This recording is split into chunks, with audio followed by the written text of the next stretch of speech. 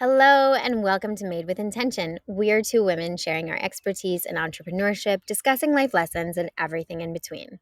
Today is our cringe episode, and we are sharing all the things that make us cringe, what we'd rather happen instead, and some lessons we've learned from our own cringiness.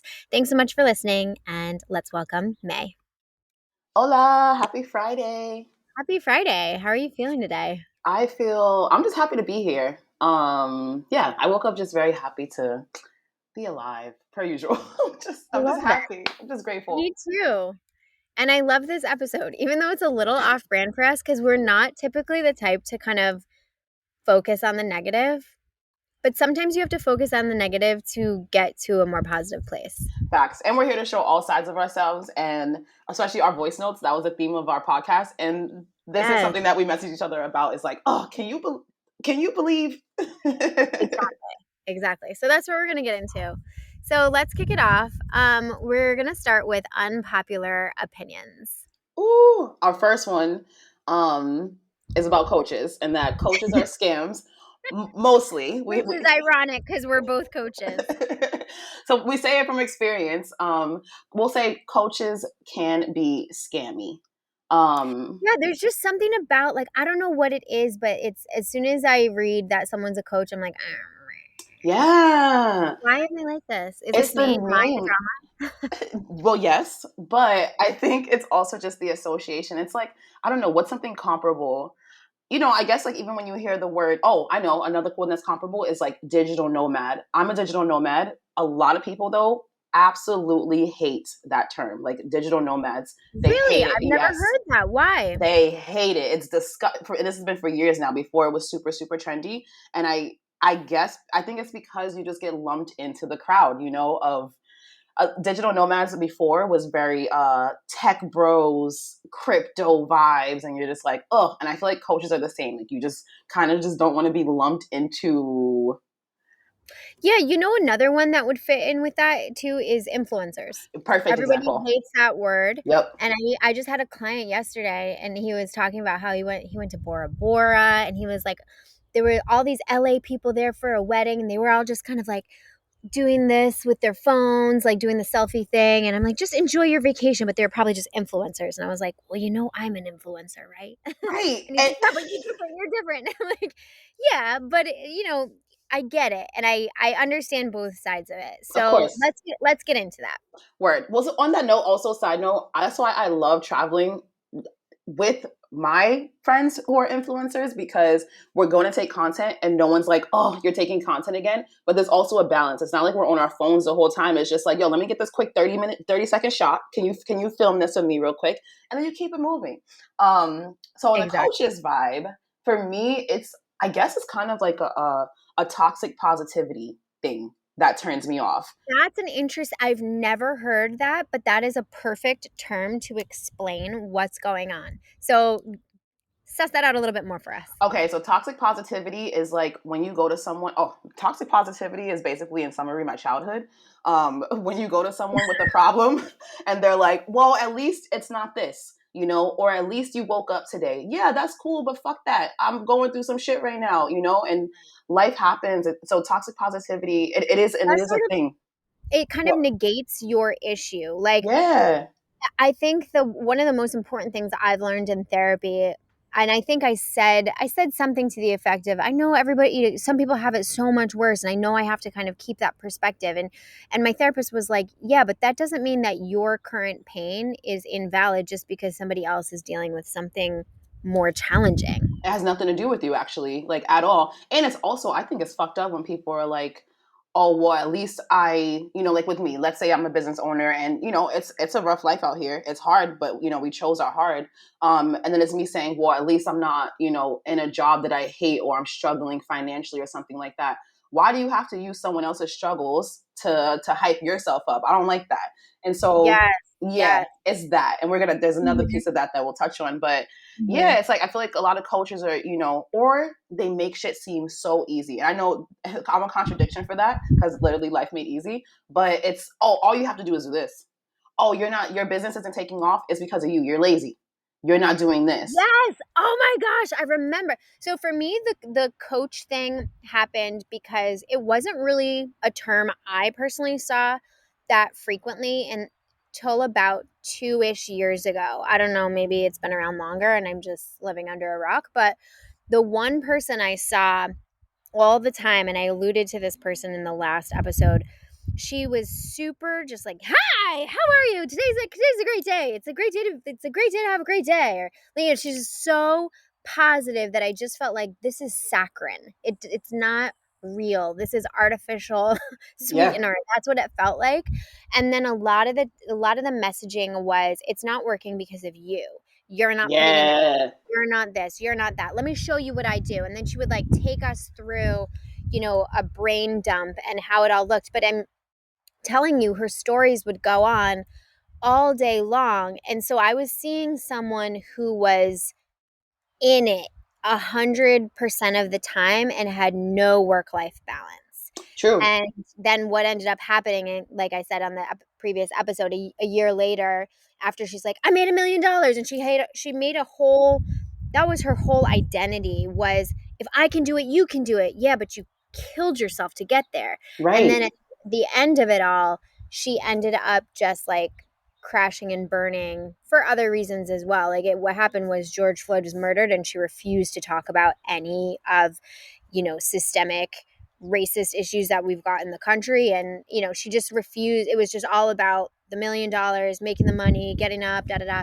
And she ended up just getting off the internet and just saying, "I can't do this anymore." Boom. And look and that's what you want to push people toward. And also, I Right. really, this goes with it as well. I really don't fuck with, if I can do it, you can do it. I don't believe in that sentiment at all. Actually, I'm fire and I don't know what you can do, to be honest with you. I know what I can do, and I try to push myself continuously to see if I can achieve more, but I don't know your work ethic. I don't know your morals. I don't know your ethics. I don't know your values. Actually, I'm going to tell you how I did it, and maybe some of that will resonate with you, but just because I did it, I can't say that you can do it too. Well, one thing I love about you is that I do get the vibe from you that you believe people can be organized. So like that's your thing, right? Or organization, making systems, creating automations. And I have always felt like that's just not me. But you, when I worked with you one to one, you were like, "I'm going to show you a couple different ways, and it needs to make sense for your brain. You can do Yes. this if it makes sense for your brain, but this is how I do Yes. it, and it may not work for you." And so your messaging is similar in that you're very empowering, but it's not like you have to do it my way. And I think that was the difference. Is she was just like, this is the only way. You're lazy if you don't do it this way. Look at all the things I've accomplished because I've been able to do it. And then murdered yourself in the process to get there. And that's the other part of just the coaching, especially with the business coaching, is there's like this, they just ignore the whole other side of life. Business is not everything. The money is not everything. Even I do one-on-one group coaching and I do a 3-month minimum because the first half, I'm very firm, is all personal development. You got to have your mindset right before your business can excel. And if you don't, what happens? You're going to crash. You're going to crash and your business is going to be stagnant. And honestly, like, you're, as a business owner, you have to be a creator in a sense, even if you're not creating content, but you have to be innovative. You have to be able to look at a complex problem and come up with a variety of different solutions and figure out the best one. So if you're not in a good headspace to look at problems and brainstorm and think outside the box, then you're you're not going to be able to deal with those things and your business will be stagnant. Nor help your coachees do the same thing. Right. Boom. All right. Anything else about coaches and how much we love as two coaches? Well, so I don't want the message to be that coaches are scams. It's just that for a very long time I was like, ew, coaches. And now I'm like, all right, so there are different types of coaches out there, just like there's Facts. different types of anything. And I think with a great coach, you can do so much. Because the problem with me is I don't like asking for help. I don't like hiring people because I just feel like I know how to do everything. And if I don't, Mm-hmm. I'll figure it out. But and to be honest, the only reason I hired you in the first time is because I knew you and I saw how transparent you were and how vulnerable you were. Word, And that thank just you. it just resonates with me because you're real. So I think for me the turnoff of the picture perfect kind of saccharine content is that I know it's a facade because Yes. nobody's life is perfect. Nobody just gets it simply by working hard. You're going to work hard, then you're going to fail. Then you're going to work hard, you're going to fail. And then you're going to approach it a different way. So for me, the only coach that I would be willing to hire is somebody who is showing up online in a very authentic way, sharing their failures, sharing some of their personal life too, because I just want to know who I'm working with. I just Yeah, think business is more about relationships than it is about like what you know. Unless you're like an absolutely. IT guy, in which case I don't really need to know too much about you. Just solve my computer issues, please and thank you. Nah, said perfectly. And that's, I think, yeah, you hit it. That's what turns me off the most is that everything is good. Not to say that there's bad, right? There's good in the bad as well. But like, damn, you don't have bad days or bad mornings. Like and you just, we know you do, but you choose not to share that part. And how come you're not comfortable with that part of yourself? Are you dodging it? Right. Yeah, Right. Yeah. That was that's, good. I'm glad we figured that yeah. out. And rants. Until the next rant, next one. Right. Which is next. Morning routines with aesthetics Oh, crush my this is soul. Candace's fave. This is my personal like it's just anytime you see a morning routine that like looks so perfect with the candle and the tea and the lemon water and whatever else, just know that I'm watching it with a giant eye roll because I know that's not how it is. Don't lie to me. Don't lie. And we know you set up the camera. That's mine. It's like, come on, you set up the Yeah, camera for this. Like, yeah. yeah. And again, I think it just goes back to what we just said. Shit's not perfect, and we know it's not, and we know there's a mess in your room, and that's a real Well, and morning. some days it is perfect. Like, I'm not Yeah, gonna lie, some days I will get up super early and I'll stretch and I'll be in a cute outfit and like my skin will magically be for whatever reason like smooth and nice. And I will have that nice ease into the day. But more often than not, I have like had to give myself a pep talk to get out of bed. yeah.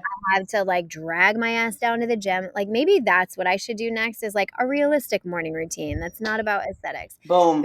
because it's real. And I think that I don't mind the aesthetics, to be honest. I do get a lot of inspiration from them, but if every single thing you put out is aspirational, it's like it makes me want to vomit. It's basically what we're saying is like the recurring theme is there's no balance. There's no it's it's just all perfect, perfect, perfect, perfect. Yes. And at Yeah. least for us, maybe that does resonate with some people. If it does, I would argue that maybe you're chasing perfectionism and that's not realistic. Ooh. Mhm. But yeah, I'm not the target demo. Yeah, same. I think there's a ooh, this is going to be an unpopular opinion. I hope nobody hates me for this, but maybe it's cuz I don't have kids. But when people complain about their kids incessantly, I'm like, I don't judge them because I don't listen. I've babysat in a couple hours with certain children. I'm like, Listen. goodbye. But I just feel like if every single thing you're posting about your kid is what a hard time the kid gives you, it makes me I'm just like kind of eating my popcorn and watching. I'm not Yeah. judging, I'm not hating on this person. I'm just like, okay, this is interesting content because it goes back to a balance. There's one person I follow who I really love her business, but anytime she posts her kid, she's like, how long until this baby starts crying? How long until this baby ruins the entire flight? How long? Damn.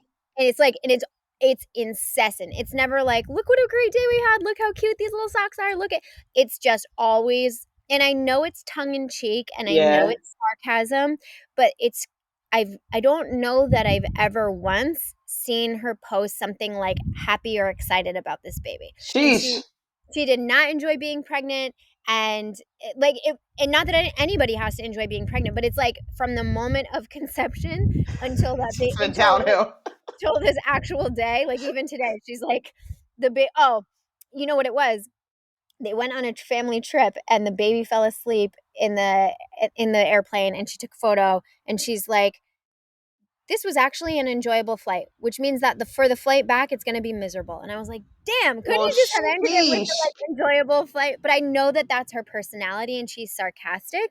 But the whole time, anytime she's got her baby on there, I'm just like eating my popcorn because I don't know. It doesn't rub me the wrong way. It just makes me feel like, I don't know, is there any kind of like hope or happiness? I don't know. Yeah, well, I think that's, you know me, I'm big on the, speaking with intention. And I don't know that I wouldn't be comfortable entertaining that narrative that way that Same. much.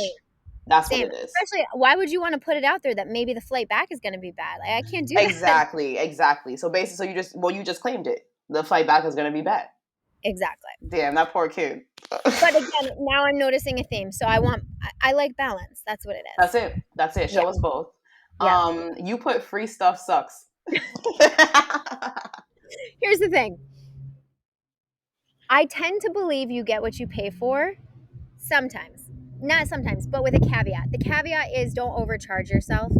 But sometimes free stuff turns me off because I just feel like if you're giving it away for free, what kind of value does that hold? I don't know. No, I Thoughts? feel that.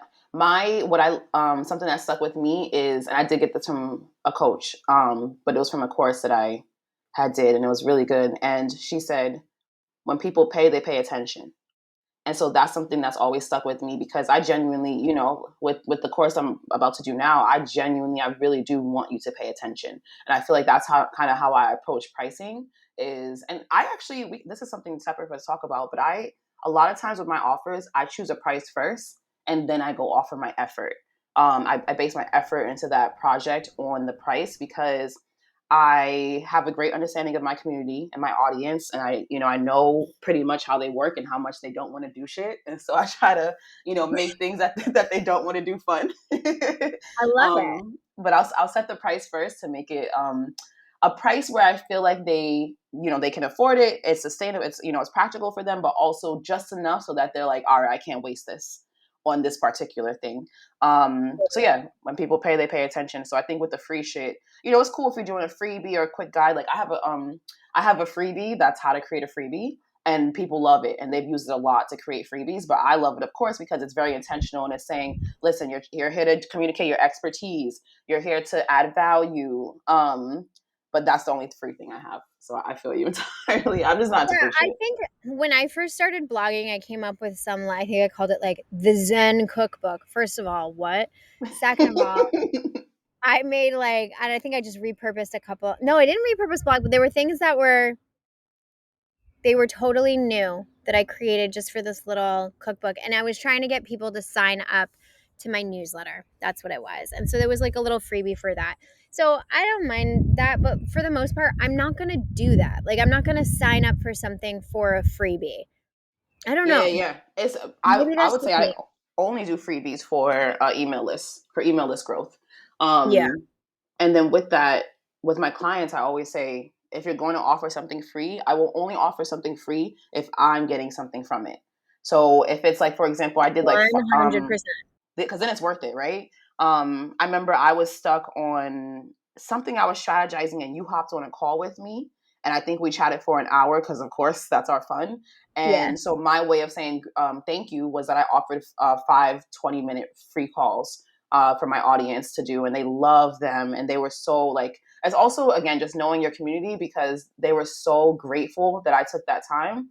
And then a lot of people saw that and then paid. They booked different shit because they had said they didn't want to take the free ones from someone else. So I got paid for that, and then also I got to learn about their struggles, which are all recurring. And then boom, I got to make offers off of that. So yeah, I only do free shit if I'm gonna get something out of it. I did free weekly yoga classes when I first was teaching because I was inexperienced and I just needed Yep. experience. So I was gaining experience as I was offering this free thing. And then that way nobody could complain because it's a free thing. So if I messed up the class, like, you're shit out of luck. Um, I'm about to do a free class for my Instagram following just because I've had a really like shit couple of weeks and people have shown up in the DMs and like on like commenting and stuff, just like the kindest, most supportive, above and beyond comment. Like, I don't know, sometimes I'm on Instagram because it's a business, but I'm also on Instagram because this is my community. And I Yeah. really didn't expect people to show up for me the way they have, like after my grandmother passed away, for example. And I don't know, the other day, I was just feeling like so thankful and so grateful for the people who've just reached out and just been so kind when they don't have to, like you Yep. scroll through and you don't have to take the time to say like, hey, I'm thinking about you, I hope everything's all right. It's just so sweet. And anyway, I'm gonna do a free class as a thank you for that, and I'm When not. is it? Because this episode drops on Monday. Will there Oh, be time?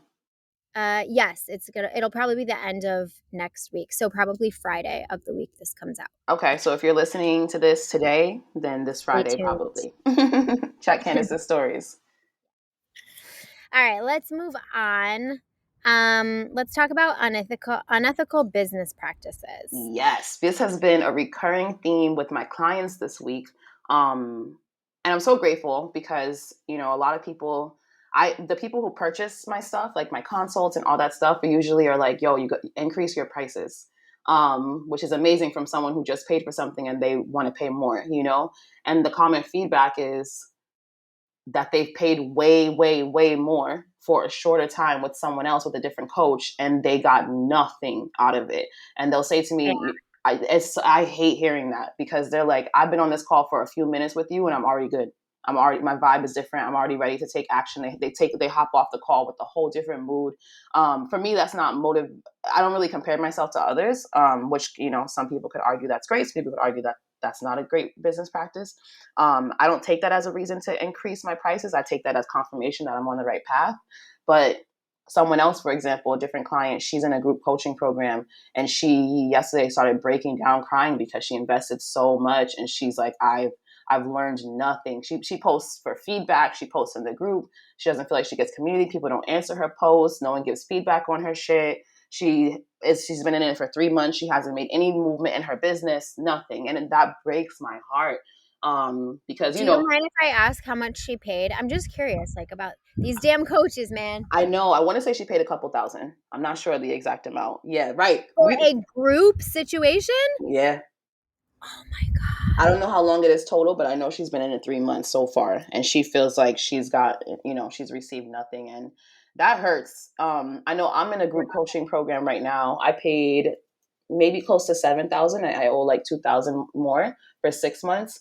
And I mean, I guess, we're very different people. I can pull something from everything. And so, but also just on the undelivering front, I was given, a whole library, a whole video library. I have lifetime access to this library. Just off of that, I have something out of this. Just off of the network, I have something out of this. Just off of, we have like monthly workshops where she brings in different experts. Just off of those so far, I feel great because I have learned so much about myself, my subconscious. It's like a spiritual business vibe. And so I feel satisfied in that regard. And I think that's part of it, is knowing that when you purchase something, you really do you got to do the work, and then you also got to make it what it is, right? You got to make it work for you. But yeah, man, I don't know, it really makes me sad hearing from so many people that they just feel like they're putting money out there and not getting anything for it. Oh, absolutely. I think it's really important to just be mindful that you're not chasing money as a business owner. Like Yes. we all have to pay our bills. So I get obviously that you need to charge for stuff, but you have to you have to have a good intention behind it. I would just die if I don't know how people like that sleep at night. The people who've put out these, multiple Well, they have a $1,000. different conscious. It's a different intention behind, it's not us in their brain. It's the Anna Delvey of coaches. Yeah. Someone posts in their Facebook group, she's like, I do not have time for this. I do not have time for you. I just don't get it. You I did that can't. perfectly. Side note, you killed it. That was on the Yeah. money. Yeah, I'm very good with accents, Killed especially it. thick German ones. Yeah, that I don't know. I just can't function that way. I can't. I don't know. That's all I It have to say. hurts. For anyone though who, if you feel like you did invest in something, especially for your business, and you feel like you didn't get anything out of it. I know for me, even when I made the initial investment, I made it just off the strength that I knew that I was telling the universe that I'm investing in my business. And I'm showing the universe that I really do firmly believe in my business and my business's success, and that I'm willing to look for help. I'm willing to put anything out there. And so when I put in, again, the course was, close to 7,000. I just assumed, I have a goal of hitting my first 6-figure year. I've never even made 6 figures as an employee. So this would be a huge year for me. So I just made that investment saying, all right, so that's the 70,000, so now I got to figure out the rest of the 30. And so Mhm. just, when you make that purchase or make that investment, just know that it's confirmation, and it's going to come back to you tenfold, if not more. And also, don't forget the power of reaching out to your credit card company. If you've paid for something and you did not get what you paid for, then you have the power to file a complaint. And all you have to do is show what you paid for and what you did not get. Facts. And they usually will always side with the consumer. So Also, just on that note again, speak up, because this person, I asked her, I was like, well, would you have a conversation with the person? Because I also believe in transparency. Maybe they don't know. absolutely. Maybe no one's told them. Maybe no one has had, no one has complained or said anything to them. Speak up. Like, that's something. Listen, my mouth has gotten me in trouble. My mouth has gotten me to a lot of success. And if I don't fuck with something, or if I feel like I'm not getting what I was promised, I do not hesitate to obviously take a second, gather yourself, take some notes, get your bullets ready. But I feel like you can't even be salty about it if you haven't expressed how you feel, because you got to speak up. No one's a mind reader out here. That's no one's job. And so if you Did feel like she you're say in, she was going to speak with the person? I asked her and she said no. She said that if she at the end like asked for feedback, which a lot of people don't. So she said if she asked for feedback, then she would provide it. But if she didn't feel comfortable going to her, because she said that this person for this particular country is a big player, and that she has great connections, and she's already connected her with a lot of other people. And so she didn't want to, maybe add fire to a bridge or slightly burn a bridge in that way. Honestly, does not, again, for me, does not compute. I don't really move that way. If I have something to say, I'm going to say it, because I also feel like you can speak, you can express yourself tactfully, while Yeah, not burning bridges. You know what I mean? yeah, absolutely. So yeah, I don't necessarily resonate with that method, but I whatever have a works for me. solution for her, maybe. What is it? I'll tell I her. know that you can do a anonymous email. If you just Google it, I forget what it is. I think True. it's just like I don't know what it is, but just Google like anonymous email, and it will literally send an anonymous email, no IP address attached to it, and you can just share your honest feedback without sharing who you are in the group, and I just love say that. like just bullet points, and just like you said, you can be direct without being an attacking their character or anything. You can just simply say like, this is what I was promised, this is what I've received, and I'm still missing X, Y, and Z. That's it. That's it. It's Yeah. very she's not American, or from the States rather, but Oh, it's okay. very like at least from my experience abroad, like I resonate so much with French culture, and one of Yeah. the ways I resonate is French people always like, you are so French because I'm so direct. And even last night I said something to this guy, he was hurt. He was American. He was, Really? oh my God, all the time. And it's like, me, I'm not mean in the slightest. And he said I was mean. He's like, you are so insensitive. It's like, no, I'm Oh, wow. direct. There is power in being direct, I especially don't as think a you're woman. insensitive at all. At Absolutely. all. But I think you're right about the cultural thing too. Like my first app that I did was with a Japanese company, and the Japanese do business extremely differently than Americans. Like they are not direct. If they can't do something, it's like Mm, yes, but you it's the opposite of direct, and that is one of the reasons why I had to like dissolve our whole relationship, because I just couldn't function that way. Um and then in living in Germany, just to get off in a little bit of a tangent, they're very direct, but there is a protocol for everything. So Americans, like, we tend to just want to go to like, can I speak to the manager? Like, we're yeah. that type of vibe.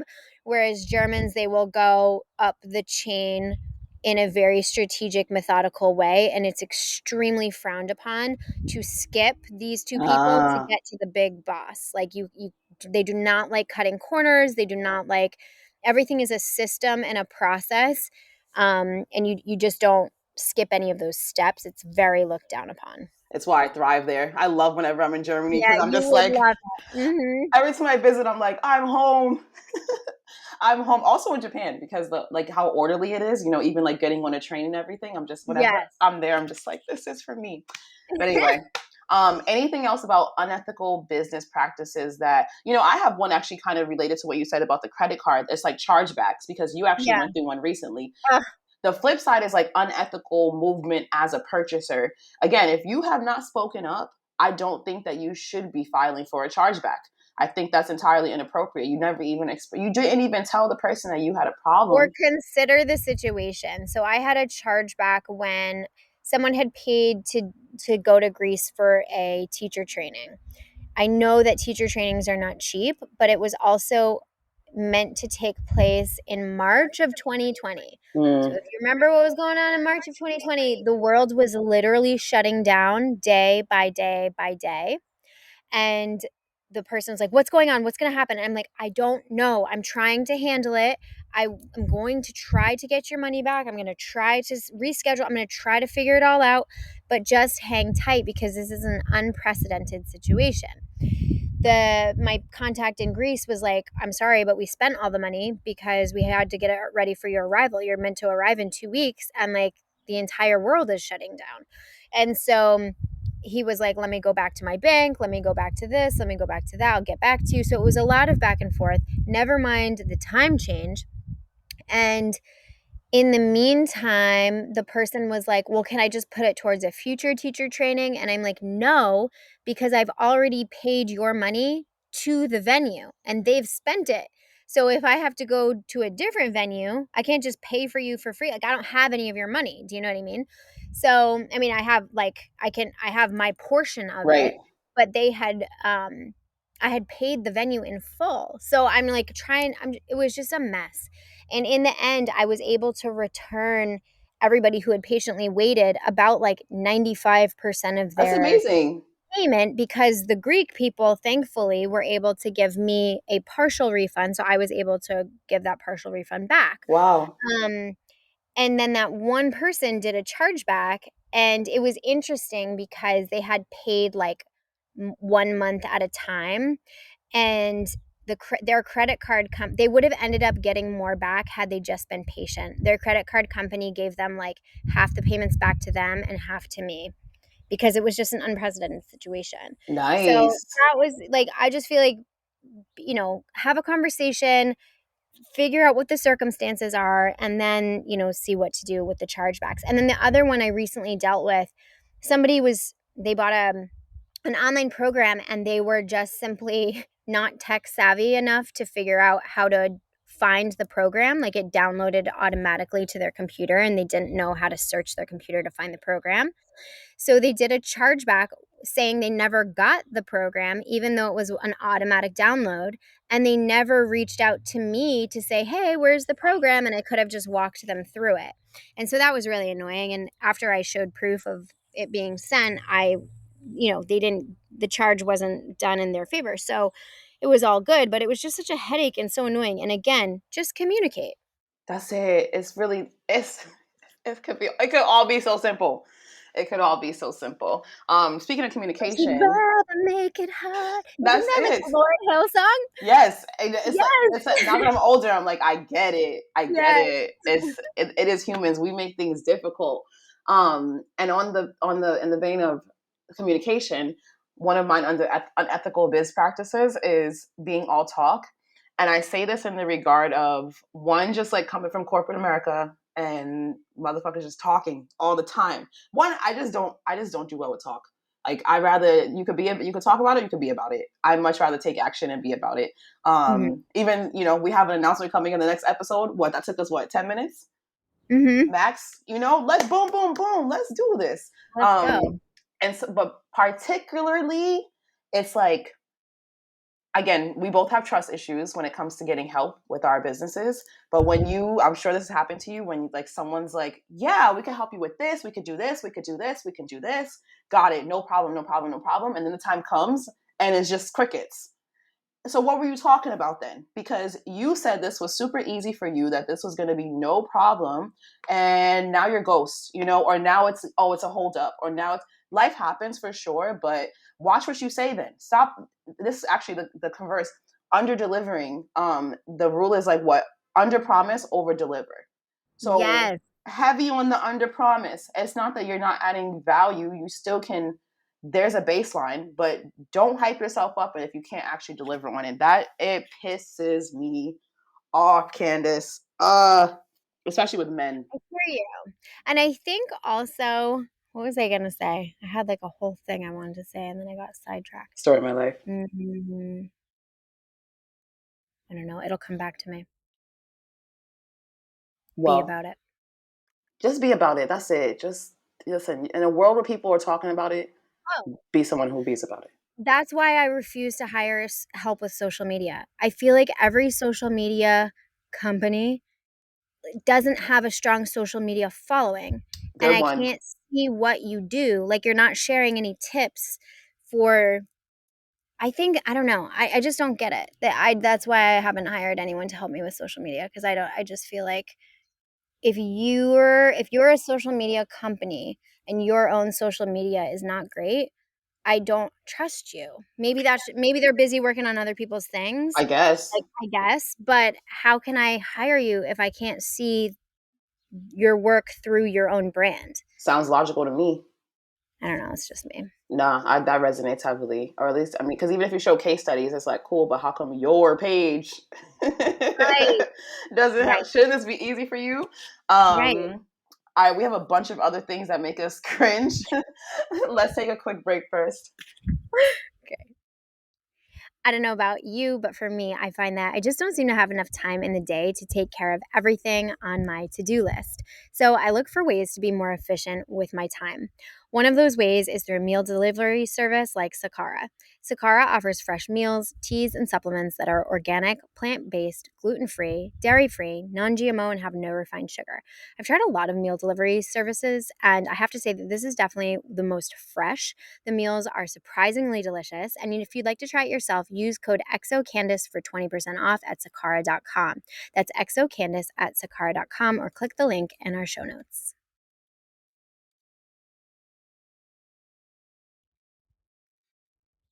I'm so excited that I got through almost all of our episodes, right? Because we have one more left, and I haven't severely messed up that commercial yet.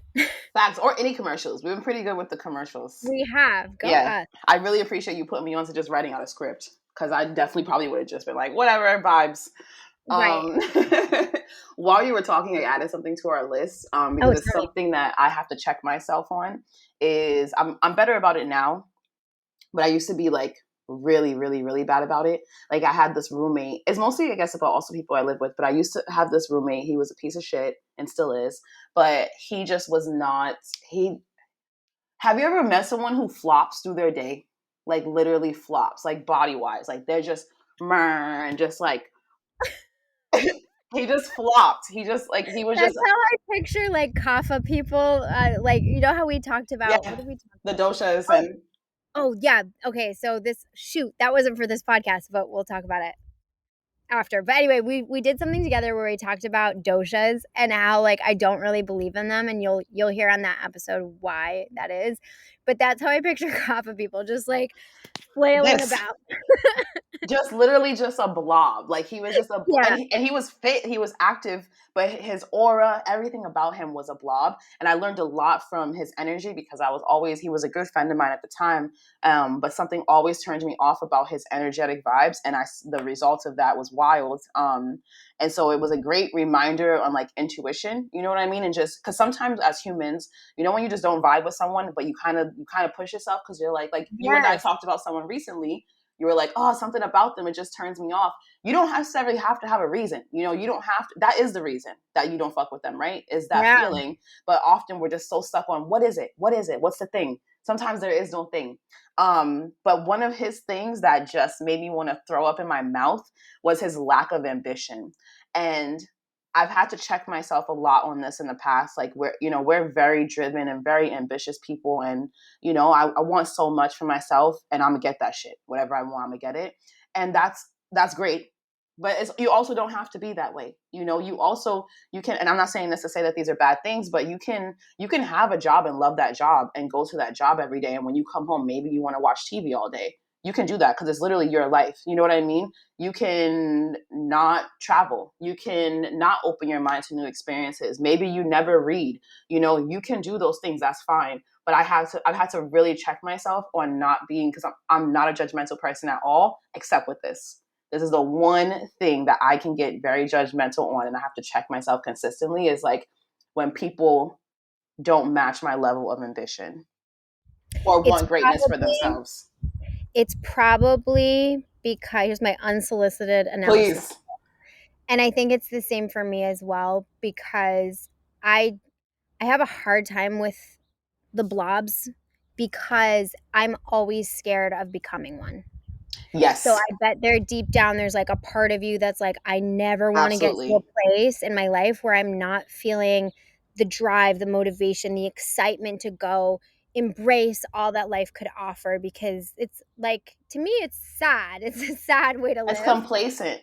Yeah, and so I think that at least for me, the reason why I have a tough time with that is because I know there's a part of me that fears that for myself. I think that's Because absolutely there's it. so much of my self-worth that's tied in, you know, I don't want to say how much I accomplished because even it's not about the accomplishment. It's just like, did I prep? Did I plan? Am I dreaming? Am I thinking bigger? Am I not being complacent? Yes, Right? perfectly said. I think that is absolutely it. That is by far my big, other than bats, that is my biggest fear. Bats. I'm like Why? terrified. I don't know. I don't know if I went to someone, maybe like They're a, so cute. Dude, they're oh, like they're little cute. Oh my God. Candace, I cry. I think I went to, some type of woo woo person, and they said probably I had some type of experience as a kid or something with bats, which, New England vibes make sense, but yeah. horribly afraid. Horribly. Will tell you go ahead. I was just gonna say, I even went bat cave diving in Panama and Bocas del Try to get over Toro. Yep, because I said, you don't meet everyone got to face their fears, so I got it right. too. I did it, done, never again. I've been to a cenote once. I will not go back. I'm good. Yeah, like I'm not trying to like open up my home to bats, but I if I see one in the sky, I'm like, okay, cool. You're probably eating the mosquitoes I hate. But Facts. I will say that when I was in probably 8th grade or ninth grade, I was babysitting in this old ass house and I was just in the living room watching TV. The kids were upstairs asleep and a bat flew in. The thing I don't like about bats is they're shifty and unpredictable. Like Yes. talk about a blob of an Yes. animal. That thing like has no direction. You don't know where it's going. And I ran into the bathroom. I locked myself in the bathroom for the next like 3 hours until the parents got home. I see nothing wrong with what you did. I think it was logical. And fun fact, their spit is poisonous for humans. So if you are too close to a bat, you need to immediately go to a hospital because the spit Did can. not know that. Yeah. Okay, So noted. cringy things, bats. Cringy things, bats. Also cringy Yes. on the list. Shit talking. What did you mean by that? I meant like a gossiping vibe. Like I've never. It's one thing like for me. I've realized with my friends when if we're talking about other people, it's because it's like an update type of thing. You know what I mean? I'm not saying this to justify it at all, but it's I just can't imagine a life where I'm sitting around talking about other people all the time. You know what I mean? They come up cool. Also, I'm a narcissist. I'd rather talk about myself. You know what it is? It's like I don't know about you, but like my mom, for example, a big reason why I hardly talk to my mom on the phone because when I do, it's oh my god, this is what's up with this person, and then can you believe so and so? I cannot even stress to you how much I do not care. I am so self-absorbed, and I have no problem claiming this that I genuinely don't give a fuck. And so, one, I don't care. Two, why are you so caught up about other people?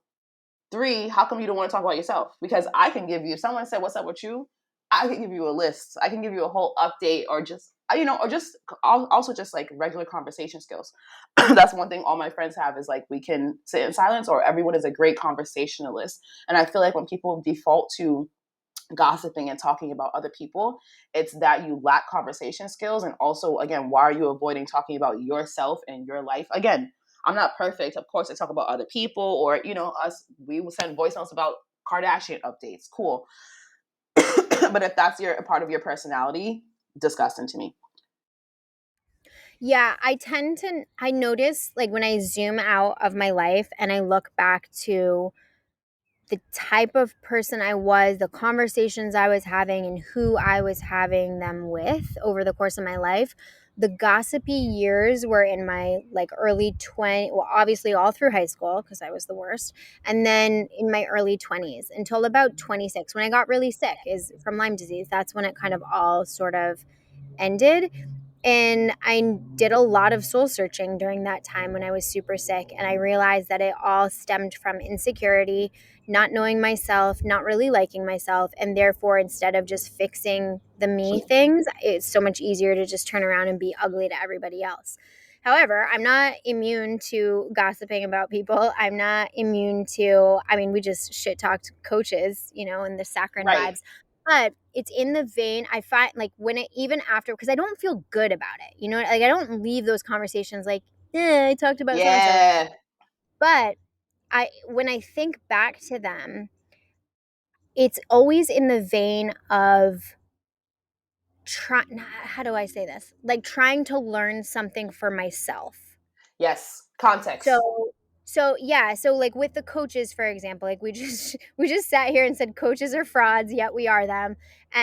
But then we dove a little deeper and said this is what rubs me the wrong way, and it's about the inauthenticity and the not sharing your personal stuff and the ups and the downs and the this and the that. But it's all in the context of how will I move forward as a better coach. And so I've noticed that it's very few and far between that my friends and I will talk about other people, but when we do, in analyzing it after, because like I said, it doesn't make me feel good, I'm like, okay, it's still in the vein of making sure, it's like identifying what I don't like so that I don't do that myself, if that makes sense. Yes. Or like, let me check myself real quick and make sure that I'm not. It's like with me with the whole unambitious thing. Like I have to check Yes. myself and make sure I'm not acting on that judgment. You know. Yes, because a lot of times, like I learned this years ago, a lot of times when we don't like a person, it's because it's not actually the person. It's just something about that person we don't like in ourselves, or Right. it's something or some aspect of ourselves that we used to be that we do not like at all. And don't ever want to go back to. Yes. And so actually on that note, that's exactly what's next that I wrote is criticizing others when you're really criticizing yourself. Mhm. I mean, yeah, it speaks for itself. It's something that I just always try to be aware of within myself. Again, one of my biggest things, and I know this to be true, is that I'm not judgmental. And I know that because people tell me everything. People have told me some things, man. Even Uber drivers, I know about sex histories, STIs, pregnancy scares. They tell me everything. Yeah, Oh my god. all the time. Even Bambi always comments like, "Yo, you're always talking to the." Because I'll come into the house and I'll be like, "Oh my god!" So I just met Jesus and he told me that. She's like, "How do you end up in these conversations?" But it's because people just tell me things, and I know that that's again because of my vibe and that I'm not giving a judgmental vibe, and I love that Right. about myself. You could tell me the wildest things, and my demeanor does not change. I'm just like, okay. Yeah. Um, and so that's something I just always want to check myself on. And so if I am critical of other people, then I view it as me. I take it as me being critical of myself and like, all right, so what am I criticizing here within myself? Because I never want to be that. I'm curious how that'll change when and if you're in a long-term committed relationship and you have to live with somebody True. who does things the opposite way that you do. Candace, I Uh, ask myself every day how that will because work. I'm not critical. I'm not critical of Dan. We are just fucking opposite when it comes to keeping a clean house. In that he is uber clean, and I'm not dirty. I'm not a slob. I'm not a blob in the Yes. household. But I'm messy. I'm Hmm. totally messy. You're not And dirty, you're messy. yeah, and it's hard because we're trying not to be critical of one another. I'm gonna go inside for a second because I hear the helicopter, but it's a challenge. No, I feel that entirely. And that question is, that's a beautiful insight because it's something that I ask myself all the time is like, yo, when I am in a long term relationship and I'm living with someone, I'm so particular just about, well, if you've been following along, I mean, systems, processes, all that shit, like I'm so particular. But again, I very much so let people live. That's one of my talents is like I really do just genuinely just let people do them. But yeah, I don't know what that will look like. I think it'll look like, I see myself solo traveling all the time. I think breaks are healthy. I think separate spaces are healthy, and so definitely having like my own space is how I envision myself, managing. Yeah. But Maybe you'll be one of those couples that like you have your own separate wings of the house. down, and then like the bedroom's in the middle, and then we can just meet Right. in the bedroom, and then the rest is you sold, sold. You're welcome. Solved your issue before you had it. Boom. Criticizing others when you're really criticizing yourself. We just talked about that. Social media content made to put others down. Ooh. I see it in my head. I see the content in my head, and it's the reels that are like, here's you going to your 9 to 5 miserable every day because you don't have the ambition to or the drive to change your situation. Who the fuck are you talking to, first of all? And why is that how you start your reel? Like, what's your problem? What's your problem? What's your problem? Right. Right. It makes my skin crawl. I saw one the other day that was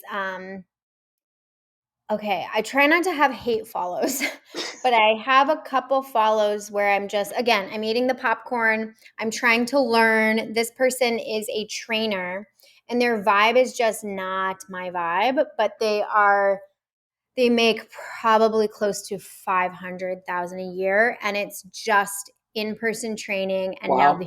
he's starting to expand into like the online world. And I've done the opposite where I started in the online world and now I've got a little bit of in-person stuff going on. So anyway, I'm just like curious, right? So I'm approaching this from a perspective, like we work in the same vicinity. So I'm just curious. I like to know who's out there. But I typically don't check other people's stuff, and I try not to compare. Like it gets me too in my head when I compare, or like if I look too into the competition. But this one person really knows his stuff, but the content he's creating is very attacky. So Mm. he went on a rant about like another person that's really huge on Instagram who has a very restricted. This person only eats raw meat. Oh God. Yes, you heard that right. People, raw meat is the only thing this person eats. And the guy just like the creator just went off on how unhealthy, how it's not even a real thing. It's all smoke and mirrors, this and that. And for it just didn't really add anything to the fitness world, except for maybe the point he was trying to make was like, don't be persuaded into a raw meat diet. Maybe that's what it was, but it just felt very like attacking. And I don't think that a raw meat diet is healthy for anybody. I don't Right. know if the person that's doing the raw meat diet is like smoke and mirrors, but I personally just don't want to make content out of a malicious place. Yeah, it doesn't. It's not nice. It's just not It's a waste nice. of time and it just feels like negative Nancy town, and that's not a place I want to be. Nah, not at all. There's someone recent. I don't. Well, I really don't scroll through Instagram. I'm just there for stories, to be honest. But I know she for a long time her reels. I probably muted her for real because I'll mute anyone. Anyone could get it. Um, and I muted her stuff because everything started with, again, just like it's like with eating. If you made a reel and you were like, oh, you woke up bloated again, probably because you don't want to change your eating. What? Just chill. Just it's so not my vibe. Like I cannot. Just relax, guys. Tranquilo. It's not that serious. And yeah, I guess I also just would never want my brand to ever be, well, I run a very different brand, but we're a safe space over here. So I'm not out here to try to attack anyone. Well, and now, we just sat here and said like let's Oh yeah, that's we attack everyone. no, but again, what I'm realizing is like when I'm like, all right, why are we talking about this again? Oh, it's because we're trying to make sure that what we are doing in our business and in our personal life too is Yep. from a good place and it feels really good. And I think that's fine. That's it. We just trying to sleep at night with a smile. That's it. Anything else you want to say about social media content made to put others down before we go to commercial? Nah. All right, let's get into it. If you cringe at the thought of how unorganized your life feels at this moment, I'm here to help. If you don't know, Megan is my name, organization is my game. Nothing makes me happier than making your life easier, and I'm going to do just that with my new course, The Foundations of Personal Organization. I designed this course for regular humans looking to create flow, ease, and clarity. You'll learn how to quickly declutter your digital spaces and create systems to keep you organized and sane for the long run. I even commissioned a custom made guide to help you organize your home. You can go to lifemade.com/organize to enroll now. That's lifemade, MAED.com/organized, or just click the link in the show notes. As a treat for rocking with us, use the promo code Made with Intention for 10% off. Stay organized. All right, welcome back. We are talking about things that make us cringe, lessons we've learned, and what we'd like to do instead of cringing, or what we would like to happen. So, we're going to kick this section off talking about it's a lot of like social media stuff, I guess I would call this chapter of the podcast. Yeah. So, the first one is about unsolicited opinions or digs in the comment section or in direct messages. So, this one, I think I wrote this down. I have this happen all the time. Like what? Give us some. Okay, so for example, before I was married, I was complaining about the cost of health insurance, and someone was like, "Well, you did just spend $4,000 on a treadmill." Oh my And God. yeah, and I remember taking that to you actually, and you're like, "Nope, this person has no right to say this because you called it something, pocketbook, And you know, I was about to say it. They were pocket watching. pocket I was watching." just about to say that just now. That sounds just like me. Yes. So, yeah, I just felt super attacked, and then I felt like, "Okay, you're right, I did spend $4,000. However, that was a business expense, and I can't write off my own health insurance." Like, it was just all these thoughts that went on, and then I've had in opening up more about Buckles, unless I go through an entire series of stories, detailing every little thing he has going on. If I just say one little thing like, "Oh, waiting for the melatonin to kick in," people will be like, "Why are you giving him melatonin?" And it's like, or have you tried XYZ? And I'm like, you don't understand the full thing Yeah. that he's dealing with. And yes, I've tried everything, and this is what my vet says to do. So, That's it. And if you wanted, like, I remember, I think it was like early in the game when Buckles, when you were wondering before you knew about the dementia, and he was like being a little bit off. You were yeah, very clear when you were asking for feedback. When you were like, guys, okay, this is what's happening. What do you think, or what's your experience? So it's for that's more so my thing. It's like the advice is welcomed when it's asked for. the advice is also welcomed if you have. I mean, I think I did say that at that point. I was like, I really don't want. I think I said unless you work as a vet or a Yeah, vet, I really just can't hear anything. Or if you've had a similar experience happen and it was not a good turnout, I'm sorry, but I can't hear those stories right now. So that's another thing that happened. I was like, Buckles, his spleen is really funky, and somebody's like, get it out right away because my dog's spleen ruptured and today was horrible. And I'm like, okay, I don't like that's not helpful. no, It's not. So, and then I had a vet tech slide in and be like, "Hi, I know you said you didn't want XYZ, but I'm a vet tech with really good news. This is what you can do. This is," and it just was such an uplifting approach. And I think there's a certain way to deliver challenging news. And I think with hope and a message that everything's going to be okay. And if it's not, okay, what am I trying to say there's a without way off? to. It's the tone. It's the way It's to a tone, to phrase everything. and there's a gentleness, and that's how I need to be communicated with. As well, especially if Buckles is involved. If Buckles is involved, yeah, And yeah, it's like what we talked about earlier with speaking up with with unsatisfactory purchases. It's the tact. There is a way to. It's not what you say; it's how you say it, right? And I think, yeah, I mean, that's mostly it. It's really not even the unsolicited advice for real. Although, yes, that's annoying too, and it's something that I've checked myself for in the past couple of years. I've been very intentional to step back and to not give unsolicited advice. So this goes back to us, looking at how we behave in regards to this list. So it's something that I don't really do anymore unless someone asks me explicitly. But it's really just comes down to the approach, and and just like sliding in people's DMs as an authority, sliding in as an authority on Buckles' health. At the end of the day, Candace knows Buckles. And so many people, I think, I mean, this also goes into the parasocial complex. And, both of us, we share so much of ourselves. And so I get how people can feel that like they know us, but at the end of the day, like we're actually friends, So Right. as much as we show you, you still don't know us. Right.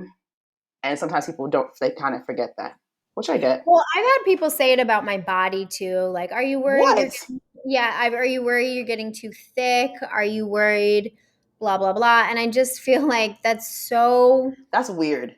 not it. Like That's that's just weird. it's not okay to You've comment had on people, what?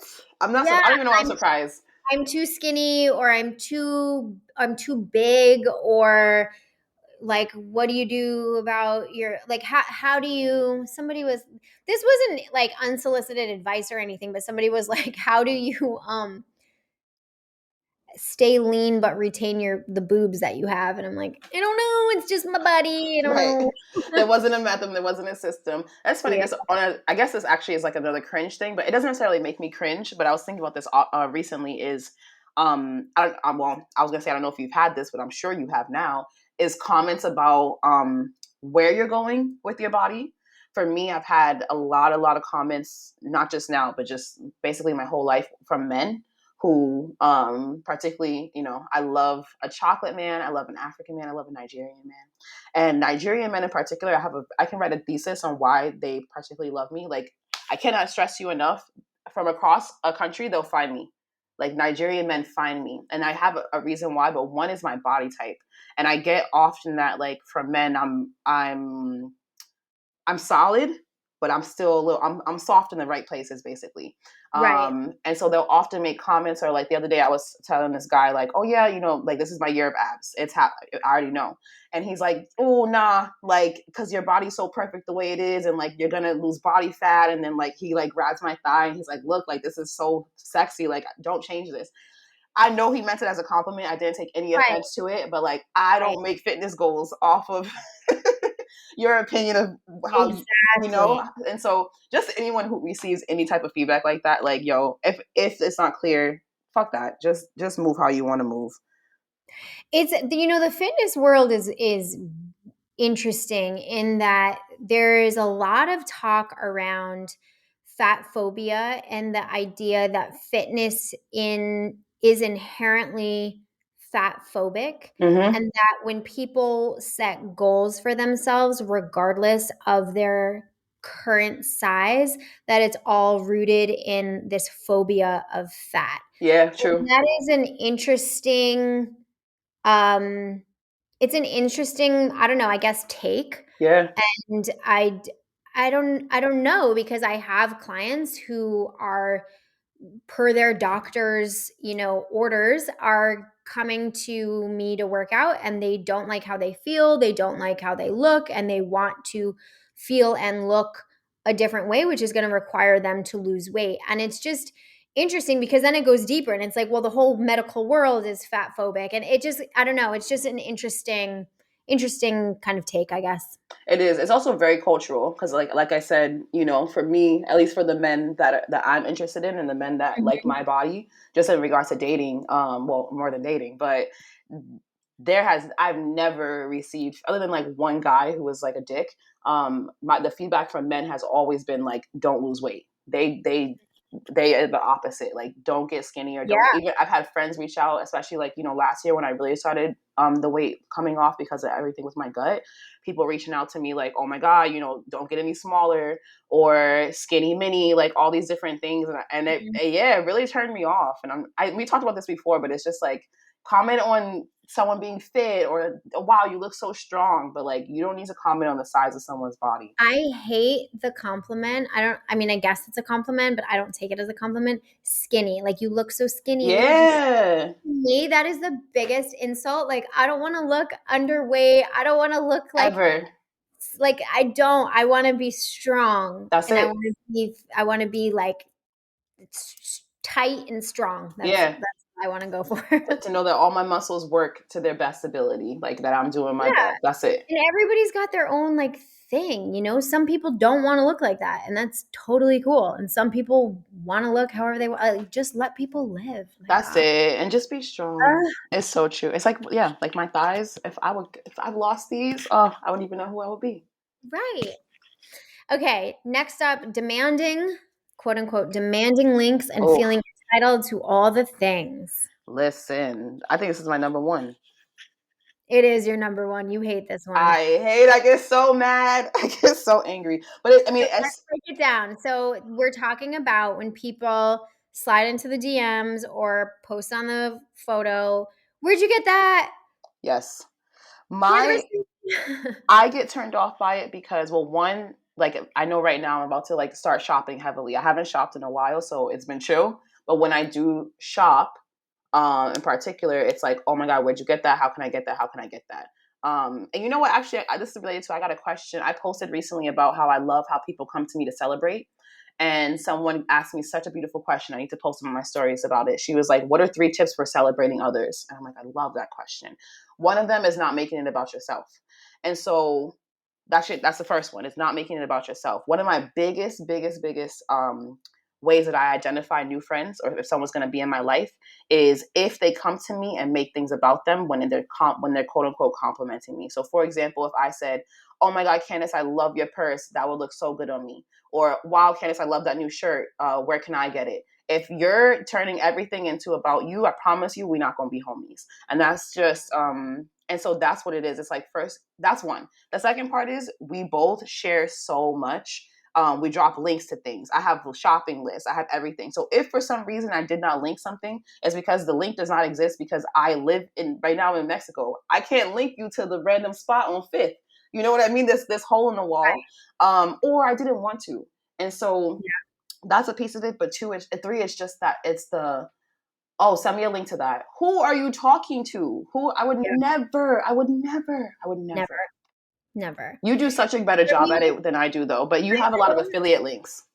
Right. So for me, I don't want to ever assume that people want the links to stuff. I don't know. I have like a weird thing about that. Like I kind of want to know that people want the links before I go finding them, but there's just a certain way to ask. And give me the link is not it. It's just, hey, I looked, but I didn't see it. When you have a second, can you please put the link for this? Um, I don't yeah, that I don't mind. It really bothers me when I say where the item is from. So the other day I was in a like a onesie jumpsuit kind of thing, and I wrote the whole post, the caption of the post, and at the very bottom I put the jumpsuit is by this company.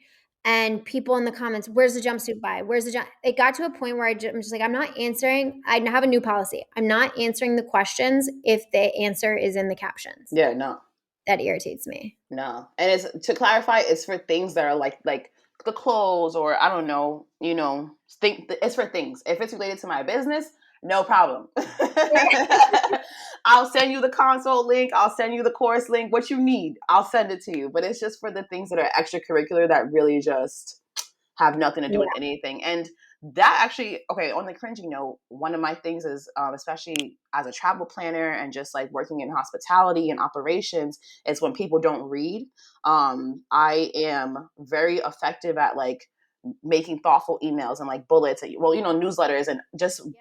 communicating things strategically because I've worked in these type of industries for so long.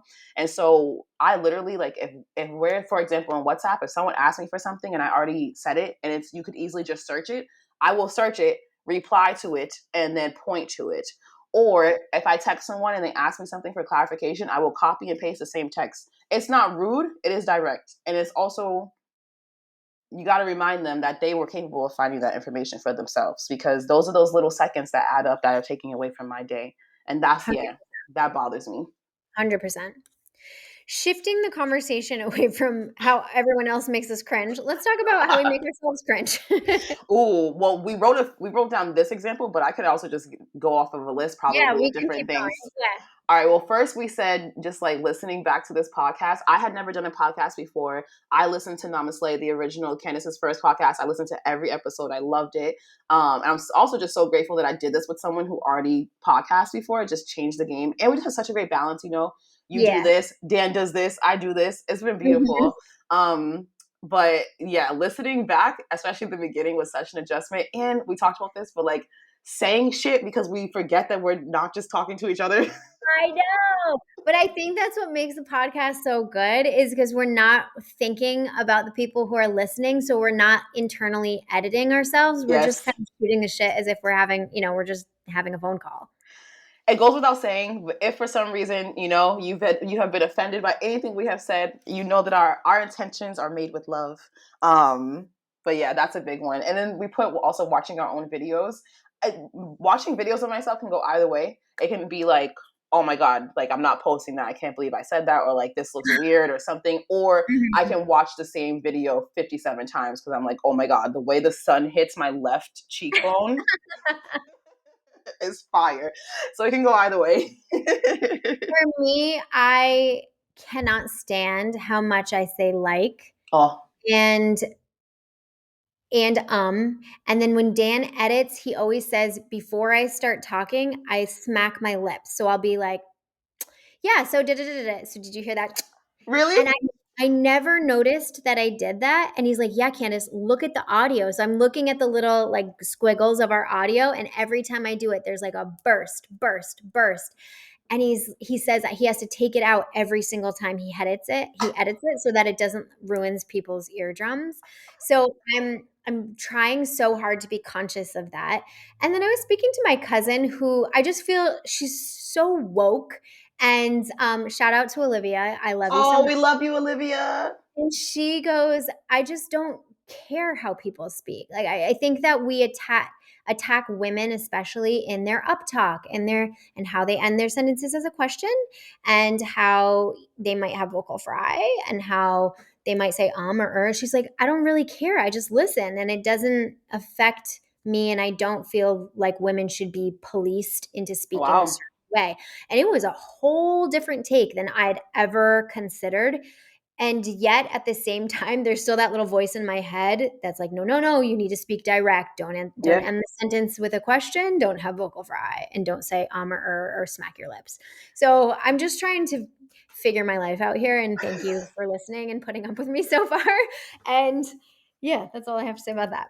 I love that. I love that take of Olivia's though. I don't like I love the take, but I still have my thoughts about it. You know what I mean? I Because love the take, but I was listening to a podcast today and I found it so hard to get through because of the tone of voice. yeah, And there are certain creators I follow on TikTok whose content I really love, but the way that they speak is so grating to me that I have no patience. I'll fast forward the video past same. them talking. Yeah. Same. And I was gonna say, I feel like I love the take, but conversely, I do think, and we can, when we hang up, actually, I'm gonna like look into this. I feel like there's like some science behind it as well. It's like with, how you said speaking up versus There speaking is. down. That's how how your brain is receiving the information, right? So that's where I'm kind of, but You that's just such an Olivia take that I love it. I love her. So, but there is a scientific take too. If you are breathy, if your tone is up here and you constantly feel like you have to be taking a breath, it's because you're not using your diaphragm well, and you're not speaking from a lower register, and you're not breathing properly, and your shoulders are probably rounded forward, and you're probably flexing through the spine, and therefore your lungs can't expand in a proper way to fuel what you're trying to say. So it winds up sounding very upper register, very breathy. And I think that's interesting as well. Which makes sense because sometimes when people are like breathy speakers, or I get stressed listening to them. Yes, And I'm yes. like, and it's like, it makes sense because they're probably their body is stressed because they're not properly getting like a full oxygen flow. And then I'm stressed just listening to them. Right. Also, And if you watch their videos, a lot of times breathy people will use their scalenes, their neck muscles to fuel uh, this here, fuel the breath. And so yeah, they end up looking like this, and it's very stressful on the body. That makes so much sense Mhm. entirely. And another one that I can't believe we didn't mention on our cringe episode. This is one, listen, I'll try to take an Olivia take on this. I try to do Wait, my best. I work on it every day. what is it? Slow talkers. Oh, Like, fucking A. Slow talkers, I cannot. Mm-mm. please get it the fuck out. Like, please. And I know this is like New England vibes. I get it. I know we move quickly. We're just very fast people. We're fast thinkers. We're fast movers. I really try to be patient, but literally all my friends talk. Next weekend when we're in Miami, it's just a fest of people talking fast. You know what I mean? It's how my brain processes It's my information. literal dream. It's the dream. And it's also something, one of mine is talking over people. And it's not because I'm like I when I listen to the podcast, that's something I listened to before. It's like, fuck, I spoke over her again. And it's not that I'm necessarily like speaking over you or rushing you through anything. It's that if we're talking, that's how we're talking because our brains are taking in so much information, you know? But Well, and we that's play off each other's vibe. And I noticed that's another thing I noticed that I do too. I feel like I talk over you, but I'm not trying to talk. I'm just like, yes, and da da da da da. And right. that's how our brains work. Yeah. That's it. And I don't, because I don't even, you said that I never even heard you talk over me. It doesn't even register in my brain. But as a podcast, technically, right, we would ideally not talk over each other so that the listener can maybe have a more enjoyable experience. So I don't know if you guys have noticed that. It's something that I'm trying to be mindful of, but it We're really going to is. work on It's it. how we speak to each other and our brains just process everything in the process, you know? As far as watching my own videos, it ranks up there with listening to myself usually. It's more when I'm watching these types of videos where I'm watching myself speak because I feel like I talk out of one side of my mouth because for the longest time I had this like fang of a tooth. I think I told this story, but I had this fang of a tooth and it began to affect me so much that I subconsciously started talking out of one side of my mouth, the like prettier side of my teeth. And then I got my teeth fixed and now I'm trying to like retrain myself to use these muscles over here so I talk evenly. But man, I really pick myself apart.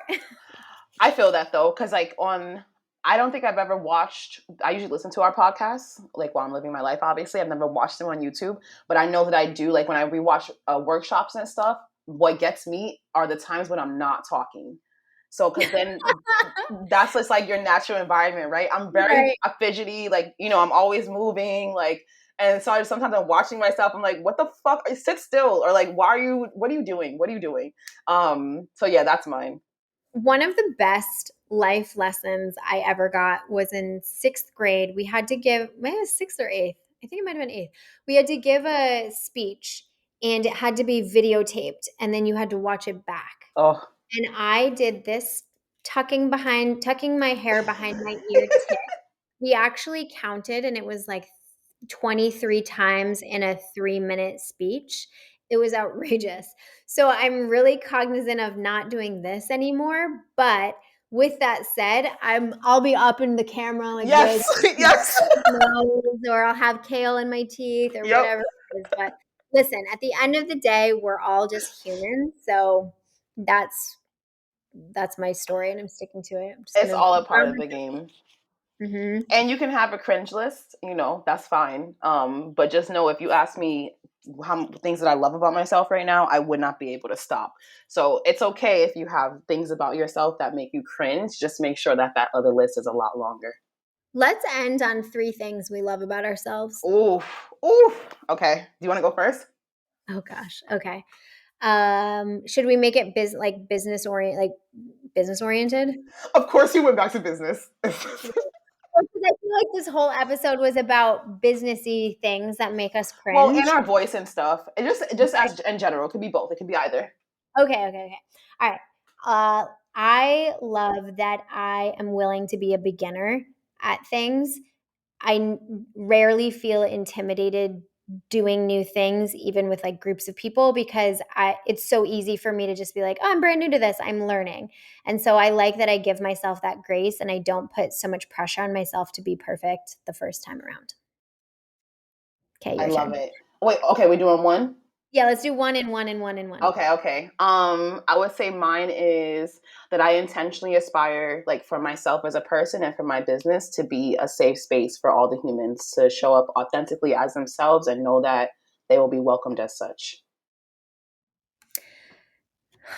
Did you hear my lip snap? My Yeah, I did. I heard it now. But it's something that only your husband would realize. I'm really gonna work on that.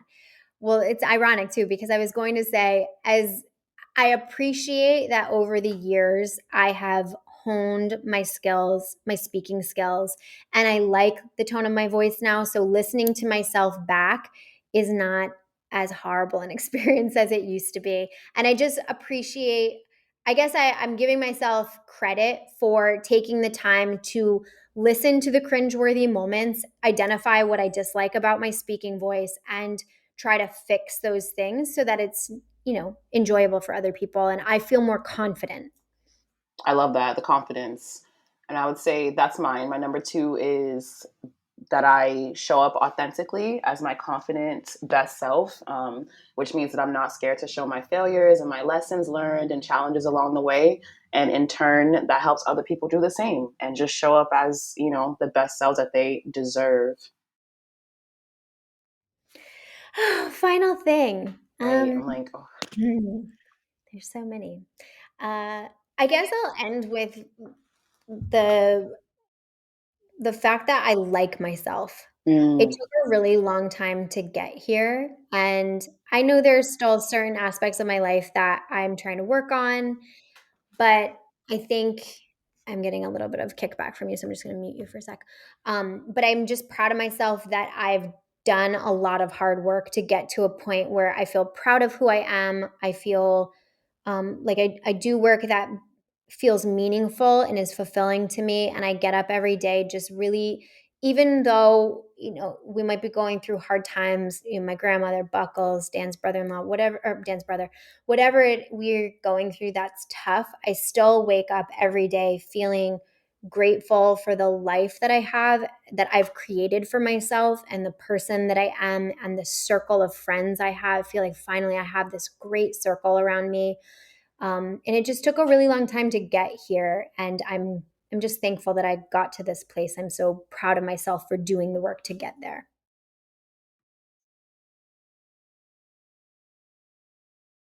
I tapped it twice. I love that. That's beautiful. I was gonna say mine is along the same line. Like, there's obviously a healthy balance in making sure that I don't attach my self worth to my ambitions, but I love my drive. Like, it is just, it's me. I think a lot of people. I've had friends tell me, if Megan came to you and said that she was going to be an astronaut, you'd be like, all right, she's going to be an astronaut. Um, and I'm just so dedicated to making my dreams come true and doing that in an ethical way, doing that in a way that serves everyone, doing that in a way where no one is harmed and everyone gets good out of it. And I'm so proud of myself for getting me here because it has not been easy and I didn't necessarily have the easiest path. But yeah, it's just I'm proud of myself for genuinely welcoming the unknown. Like I'm really excited for everything to come because I know that either way, I'm gonna be good. I love that. So we had to end on a cheesy note. I know, it's so much cheese. I love cheese though. It's so perfect. Perfect ending to a cringe episode. Love it. Alrighty, that's a wrap. We hope you enjoyed the penultimate episode of Made with Intention. We'll be back next week with our final episode. We're covering one of our favorite topics, all the things goals and goal getting. Until then, you can follow me, Made in America, that's Maed in America, across socials. And you can find Candace at Yoga by Candace. Thank you so much for your feedback, your requests, your reviews, the DMs. So happy that you all are enjoying this podcast and have enjoyed it. It's been such a pleasure making this for you. I especially love that you all feel like you're vibing with your friends when you listen to these episodes. And so, ciao, besties. See you next week. See you next week. Where? It's on brand for us. That's a Every cringe time. thing we should have put in there. Absolutely.